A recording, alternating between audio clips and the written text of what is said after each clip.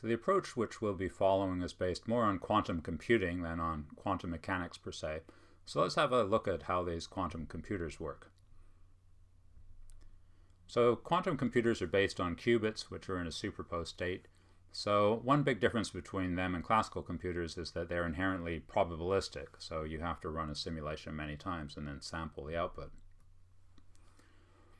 The sort of basic mathematical tool is the Hilbert space, which can be viewed as a generalization of Euclidean space, with the difference that there are complex coefficients. Using quantum, probability involves negative probabilities, so we need complex numbers when we take the square root of a probability. The dual state is the complex conjugate. The norm of a state is given by the square root of the inner product, which is going to be a real number, and the outer product is denoted like this, and we're using Dirac notation here for these sort of brackets. And an example here would be, so you have a state which is a column vector. The dual state is going to be a row vector, and the inner product in this case is 1.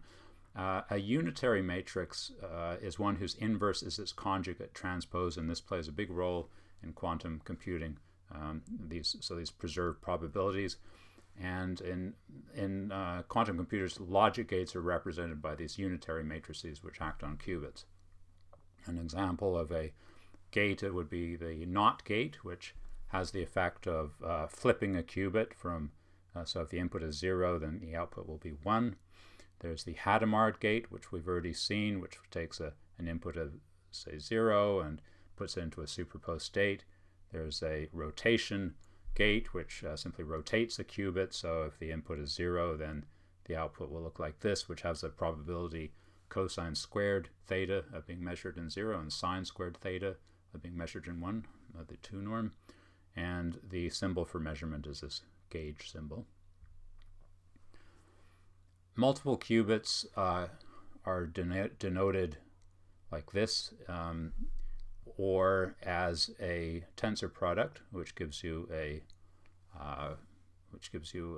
column vector with 4 elements, and we can do the same for all of the other sort of permutations of 0 and 1. So this is the computational basis for 2 qubits, and this is the general formula for a tensor product.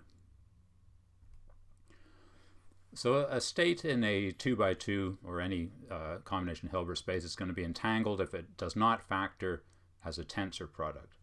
So if you consider this state here, so this is a mix of CC and CD, where C is one state and D is another one.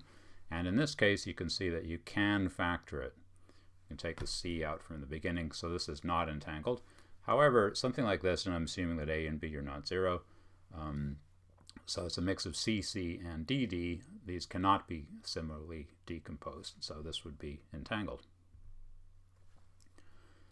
Operations on multiple qubits can be denoted either separately, like this. So we've got A acting on a top qubit and B acting on a lower qubit, or like this as a tensor product of the 2 matrices, where the tensor product formula is like there as usual.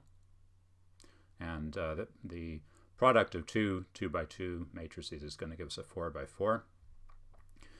An example of such a 4x4 matrix is the one for the CNOT gate. So this flips the state of the lower qubit depending on the state of the upper control qubit. It could be denoted like this, or often like this. So we have the upper qubit is acting as a control, and if it's 0, nothing happens. If it's 1, it flips the state of the lower qubit. The matrix representation looks like this, and if you apply that to the computational basis vectors, you see it does nothing to 0, 0, nothing to 0, 1, but it flips 1, 0, and 1, 1 around. A related gate is the Toffoli gate, which flips the state of the upper qubit depending on the state of the 2 control qubits. So this is a simple circuit which we will be using later. So we start with a Toffoli gate, we follow with a CNOT gate, and then a NOT gate. And if we just track through, so imagine that the inputs are going to be 0, 0, 0 here. So the first one comes along, nothing happens because the controls are all 0, so that stays 0. Same for this one over here, nothing happens. And the third one comes along until it hits the NOT gate, and then it gets turned into a 1, so it's like that.